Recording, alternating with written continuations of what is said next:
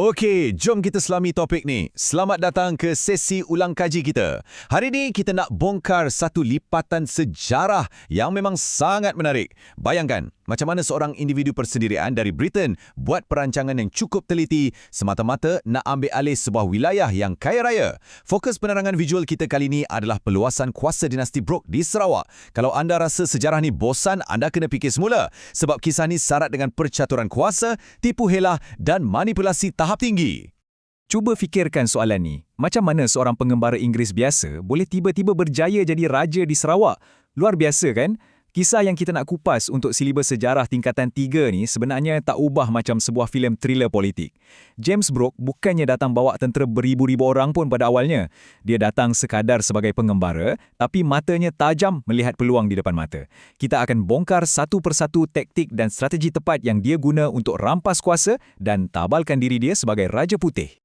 Untuk penerangan visual ni, agenda kita cukup jelas. Kita akan telusuri 6 perkara utama, bermula dari latar belakang konflik sehinggalah ke pembentukan dinasti Tiga Raja Putih.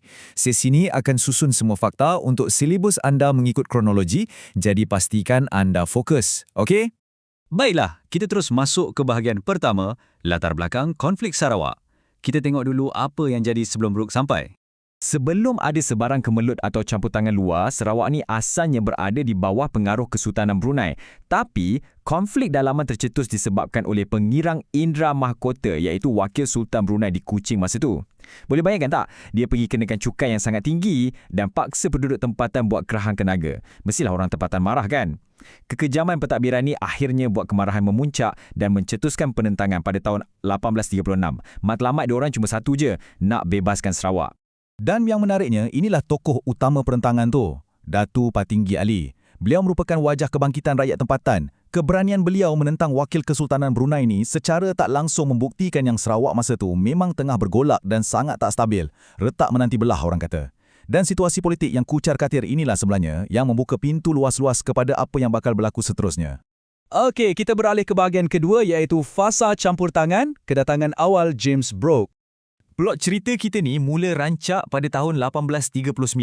James Brooke tiba di perairan Sarawak naik kapal dia, namanya Royalist. Kebetulan, pada waktu yang sama, bapa saudara Sultan Brunei, iaitu Pengiran Raja Muda Hashim, tengah pening kepala sebab dia dihantar untuk tamatkan pemberontakan Datu Patinggi Ali tadi. Tapi, gagal.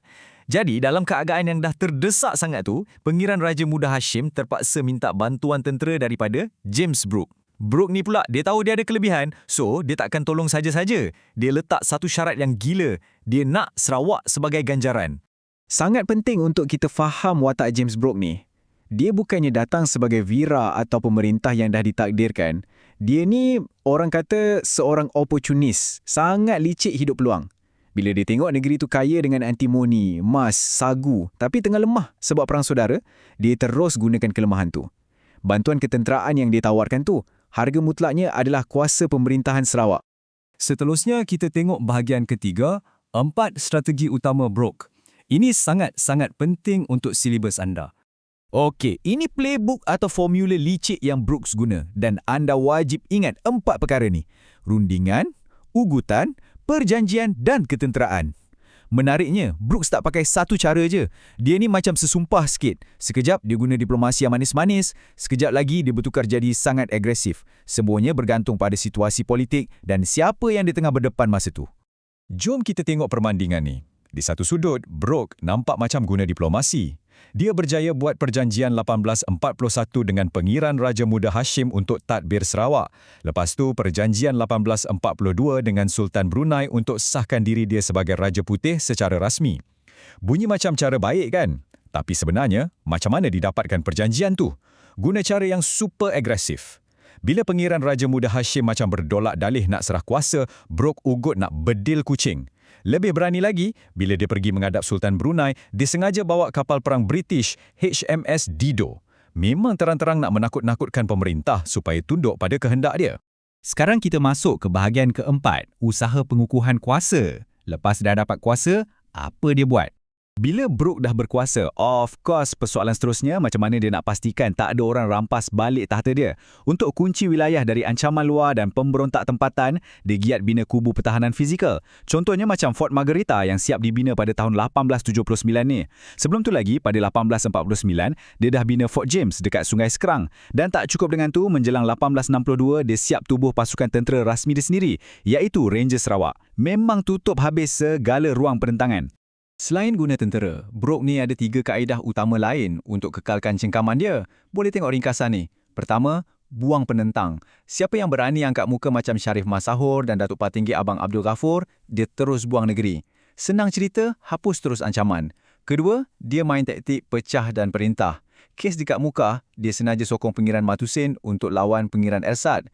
Bila orang tempatan bergaduh sesama sendiri, senanglah dia nak kawal. Ketiga, nak mentadbir perlukan duit kan? Jadi dia bijak pancing sokongan kewangan dan pelaburan dari elit Eropah macam Baroness Angela Burdett Coutts. Bila ekonomi kukuh, kuasa pun bertambah stabil. Bergerak ke bahagian kelima, kronologi peluasan wilayah Sarawak. Yang ni kita tengok macam mana peta Sarawak tu makin membesar. Jom ikut garis masa ni. Bermula kukuh di Kuching pada 1841, Empayar kecil Brooke mula merayap ke seluruh pelosok. Menjelang 1853, dia luaskan ke Saribas dan Batang Lupa. Tahun 1861, Sungai Rajang pula diambil. Kemudian Baram pada 1883, Limbang pada 1890 dan sampailah ke Lawas pada 1905. Setiap keping tanah ni sebenarnya dihakis sikit demi sikit dari Kesultanan Brunei. Apa alasan Faith yang Brooke guna? Dia asyik mainkan sentimen nak hapuskan Lanun, kononnya, atau nak tumpaskan pemberontak tempatan demi keamanan. Padahal, tu semua cuma tiket untuk dihalalkan rampasan tanah tu. Sangat terancang. Akhir sekali, bahagian ke-6, dinasti Tiga Raja Putih. Segala siri ekspansi wilayah dan percaturan politik licik ni akhirnya membuahkan legasi yang diwarisi turun-temurun. Tahta ni bermula dengan pengasasnya, James Brooke. Bila dia tiada, kuasa ni diwariskan pula kepada anak saudaranya Charles Brooke yang sebenarnya banyak buat peluasan wilayah yang kita bincang tadi tu. Dan legasi ni bersambung pula ke Charles Vyner Brooke. Gila kan? Daripada hanya seorang mamat Inggeris yang tiba-tiba berlabuh kat muara sungai dengan kapal, benda ni berakhir jadi satu dinasti keturunan yang memerintah Sarawak lebih dari 100 tahun. Jadi di penghujung penerangan visual ini, ada satu soalan provokatif yang kita kena betul-betul fikirkan, especially untuk iktibar dalam exam dan realiti hari ini. Apakah pengajaran utama dari sejarah ni? Sejarah Sarawak jelas sangat buktikan kat kita yang perpecahan dalaman dan sikap tak bersatu padu adalah senjata paling ampuh untuk musuh eksploitasi kita. Cuba bayangkan, kalau pemimpin dan masyarakat tempatan masa tu bersatu dari awal, adakah semudah itu seorang individu macam James Brooke nak sailang dan ambil alih Sarawak? Fikirkanlah. Terima kasih sebab join sesi ulang kaji kali ini. Sentiasa bersedia dengan fakta anda dan teruskan enjoy mengkaji sejarah.